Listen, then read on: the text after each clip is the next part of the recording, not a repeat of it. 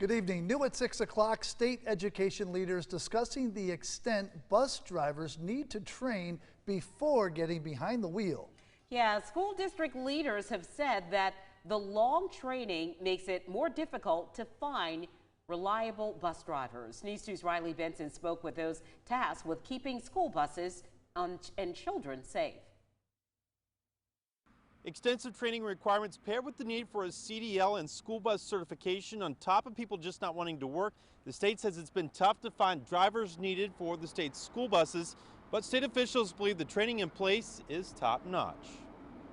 Getting students to school safe and on time. It can be a little involved. I'm very confident in the process. State leaders say it requires a lot of hours and work. It's difficult to just acquire a CDL as it stands, but then you add in passenger endorsement, you add in the school bus specific certification. Once initial training has been completed, drivers are required to attend 10 hours of in-service training yearly and renew their certifications.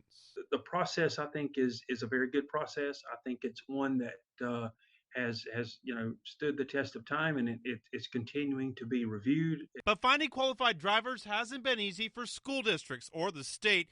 Bowman says of the state's bus driving positions, generally 7% of them are open in a normal year. That number has more than doubled.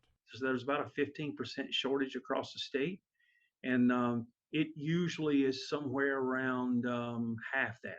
Working to improve the safety of students while finding the staff needed to keep the yellow buses rolling, Bowman says parents should feel at ease. I think parents can certainly be assured that their student is riding on the safest form of transportation possible.